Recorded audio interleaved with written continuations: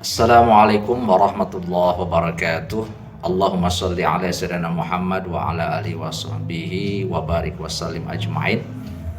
A'udzu billahi minasyaitonir rajim. Bismillahirrahmanirrahim. Qul a'udzu birabbin nas, malikin nas, ilahin nas, min syarril waswasil khannas alladzi yuwaswisu fi sudurin nas minal jinnati wan nas. Rabbana zidna ilma warzuqna fahma. Rabbana Allahumma aftah alaina futuhal arifin wansur alaina rahmataka wa dzakirna ma nasina ya dzal jalali wal ikram. Allahumma ja'alna muqimis shalah wa min dzurriyyatina. Alhamdulillah. Bapak dan Ibu sekalian yang saya banggakan, pada hari ini kita masih diberikan rezeki oleh Allah dapat bertatap muka dalam perkuliahan meskipun lewat udara. Mudah-mudahan Bapak dan Ibu dalam keadaan sehat, dan tentunya kita dapat menyerap informasi mengenai ilmu di dalam majelis ini. Allah senantiasa catat ini menjadi amal positif kita di dalam rentetan amal-amal soleh kita semua tentunya. Dan sebelum materi disampaikan, mari kita sama-sama mendoakan untuk ibunda rekan kita, Ibu Konita yang telah dipanggil Allah. Mudah-mudahan Allah ampuni segala dosanya, Allah terima amal-amal baik, amal-amal solehnya, Allah berikan ruangan yang luas dan terang di alam kuburnya, dan anak-anak yang ditinggalkan senantiasa menjadi anak-anak yang soleh, yang solehah, yang selalu mendoakan almarhumah di alam barzah sana. Amin Allah ya Rabbal alamin. Bapak dan Ibu sekalian, pada kesempatan ini kita akan membahas tema tentang sholat, di mana para ulama telah memberikan definisi, dan insya Allah kita juga sudah mengetahuinya bahwa sholat merupakan ibadah ritual yang mengandung perkataan dan perbuatan yang diawali oleh takbir, Allahu Akbar, kemudian diakhiri dengan salam, Assalamualaikum warahmatullah, Assalamualaikum warahmatullah. Pada prakteknya memang sholat ini bermacam-macam, bervariasi, karena memang jenis-jenis sholat juga bermacam-macam. Ada sholat jenazah, menyolatkan mayit, ada sholat istisqa, meminta hujan, ada sholat khauf yang dilakukan saat berperang, dan seterusnya. Namun yang perlu kita garis bawahi dan berikan stabilo yang besar adalah bahwa aktivitas sholat ini adalah aktivitas ritual yang diawali dengan takbir dan diakhiri dengan salam. Insya Allah pada kesempatan yang lain kita akan bahas mengenai macam-macam sholat itu, tentunya dengan teknik ibadahnya. Bapak dan Ibu sekalian, kedudukan sholat dan urgensi sholat di dalam Islam itu seperti apa? Karena Nabiullah Ibrahim selalu berdoa sebagaimana yang saya tadi sampaikan di muka, Allahumma ja'alna muqimis salat wa min dzurriyyatina. Ya Allah, jadikanlah kami sebagai orang-orang yang dapat mendirikan salat, termasuk anak-anak keturunanku. Ini para ulama menyimpulkan bahwa ini sebuah doa yang mengindikasikan bahwa salat itu betul-betul hidayah murni dari Allah. Sehingga kita tidak bisa mengandalkan ilmu pengetahuan kita tentang sholat yang banyak untuk bisa menjamin bahwa kita bisa melaksanakan sholat itu.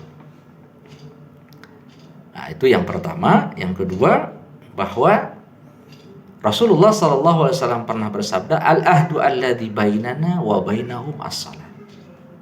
Perjanjian yang membedakan antara kita kaum muslimin, kita kaum mukminin dengan mereka yang non mukmin, yang non muslim, yang kafir, yang musyrik adalah salat.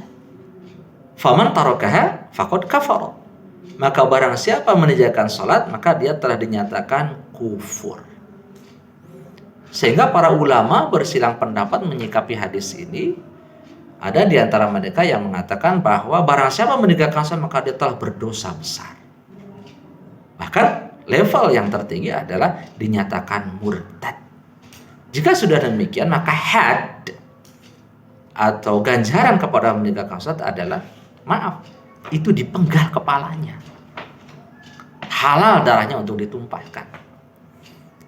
Nah, kita sebagai para mahasiswa hendaknya berpikir lebih jernih, lebih kritis, bahwa Allah menerapkan aturan seperti ini sedemikian keras, ingin menyampaikan sinyal kepada manusia bahwa betapa penting arti sebuah salat.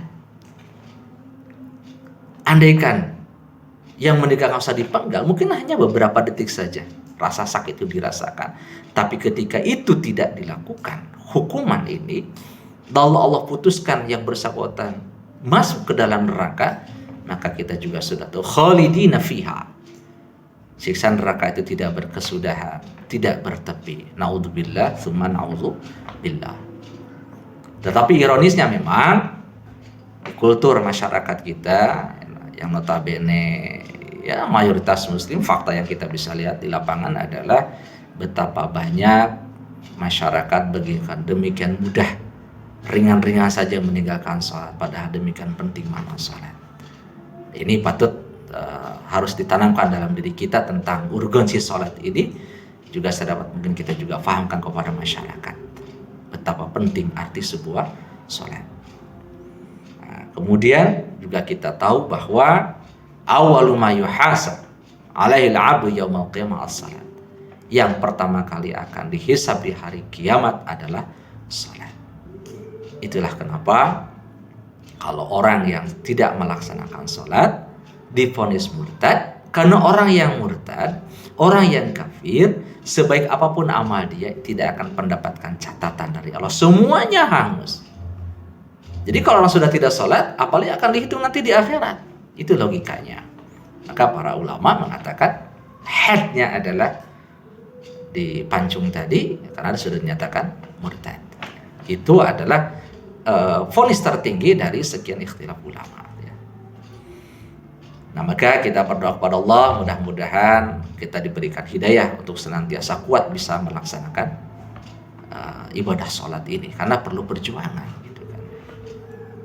Nah, di lain kesempatan juga Rasulullah memberikan ancaman kepada kita bahwa al-insan mul'am bil khatar bali. Jadi manusia ini memang selalu terprovokasi dengan propaganda dunia, bahwa dunia begitu sangat berkilau dan sangat mengganggu, sangat mempengaruhi kita. Maka ketika orang meninggalkan karena kesibukan masalah dunia, bisnis misalkan, ancaman Rasul kan akan Allah satukan dia di akhirat kelak di neraka dengan yang disebut orang yang bernama Ubay bin Khalaf. Bagaimana dengan mereka punya kesibukan tentang masalah kekuasaannya, akan Allah satukan itu dengan Haman, Perdana Menteri Firaun. Dan mereka yang disibukkan dengan masalah harta sehingga salat ditinggalkan, akan Allah satukan dengan siapa? Dengan Qarun. Naudzubillah. Ya, jika Allah akan satukan dengan salah satu orang di antara mereka ini. Maka sekali lagi kita mesti paham bahwa demikian penting arti sebuah salat, hatta Nabi di lain sisi juga mengatakan orang yang masih melaksanakan salat itu sebagai indikasi bahwa dia tetap dinyatakan sebagai orang yang beriman seburuk apapun perbuatan-perbuatan dia. Jadi diilustrasikan kalau ada seorang pemimpin yang menurut kita banyak kemungkaran yang dia lakukan, maka kita selaku rakyatnya itu tidak diperkenankan untuk melakukan kudeta, melakukan gugatan secara fisik, menyakiti yang bersangkutan selama yang bersangkutan masih sholat.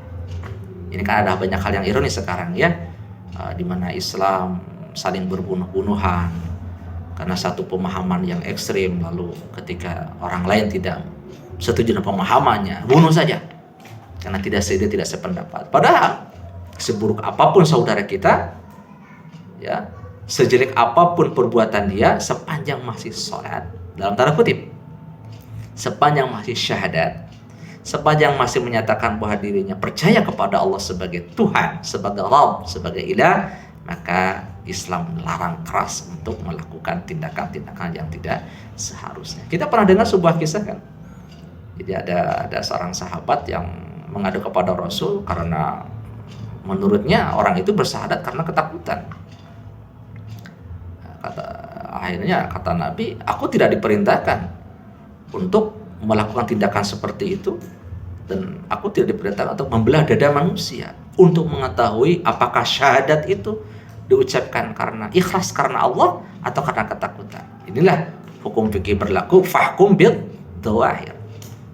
Hukumi segala sesuatu dengan zahirnya, dengan nyatanya, dengan konkretnya.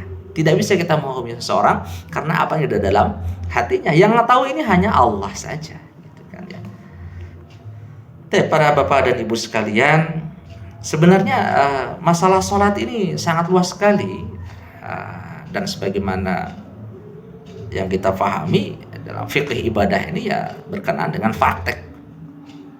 Kalau saya sampaikan di dalam forum yang seperti ini rasanya kurang kondusif ya.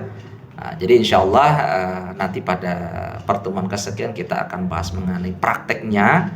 Adapun yang saya sampaikan hari ini ya kurang lebih untuk supaya kita paham betapa luar biasa posisi dan urgensi salat di dalam Islam itu sendiri. Yang notabene hari ini disikapi oleh tidak sedikit dari masyarakat yang mengerjakan dan melakukannya dan meninggalkannya dengan ringan-ringan saja. Kemudian untuk tugas yang kemarin sudah disampaikan, idealnya itu setelah kita kumpulkan, nah itu kita bahas pada hari ini, gitu kan. Karena juga tugas belum sampai, apa yang akan kita lakukan? Nah harapan saya, sholat yang sudah kita lakukan selama ini kan seolah kita sudah nyatakan bisa ya melaksanakan sholat, hanya kita perlu pengetahuan lebih, kita perlu mengevaluasi sebaik apa atau mungkin seburuk apa ibadah sholat kita selama ini dengan melakukan tinjauan-tinjauan, melakukan amatan-amatan di masyarakat, sehingga itu menjadi sebuah koreksi untuk kita pribadi, dan itu kita kumpulkan menjadi bahan kajian bersama. Itu teknis dari perkuliahan kita, sehingga Bapak tidak menjadi mukhotob pendengar yang baik mendengarkan ceramah saya saja, tetapi apa yang digali itu dijadikan sebagai ilmu untuk kita bersama. Nah insya Allah nanti berkenaan dengan tugas, saran saya bisa disampaikan tugas tersebut dalam bentuk soft file ya kepada ketua kelas, atau dipoto saja nggak masalah. Nanti ketua kelas kirimkan ke saya supaya HP saya tidak full nanti oleh nama-nama bapak sekalian ya. Jadi disentralisir kepada ketua, nanti ketua kirimkan ke saya. Itu mengenai tugas yang kemarin disampaikan. Dan silahkan dipersiapkan nanti pada pertemuan berikutnya, entah lusa, besok atau yang lusa. Nanti kita lakukan praktek ibadah dari toharah, kemudian sampai kepada sholat ini sendiri. Mengenai materi, saya sudah persiapkan, hanya mungkin belum bisa di-share secara utuh kepada Bapak dan Ibu sekalian. Harapan saya perkuliahan seperti ini, di mana saya sampaikan secara oral, kemudian Bapak mendengar, itu Bapak bisa lebih memperhatikan, adapun catatan-catatan yang lain menyusul saja ya, untuk sebagai bekal bahwa memang kita telah melakukan perkuliahan untuk bisa Bapak dan Ibu baca untuk menghadapi di akhir perkuliahan nanti ya, ini di tes semester ya. Itu barangkali Bapak dan Ibu sekalian yang bisa saya sampaikan pada kesempatan ini. Terus terang saya merasa kurang efektif dan kondisif ya dengan perkuliahan seperti ini, karena ini jadi monolog. Dialog lewat Zoom juga sepertinya saya perhatikan selama ini kurang efektif juga ya. Jadi saya memilih untuk sudahlah, saya secara personal monolog saja ya. Bapak dan Ibu menonton video ini, insya Allah sekali lagi hal-hal yang lain akan kita lakukan di darat saja Pak ya.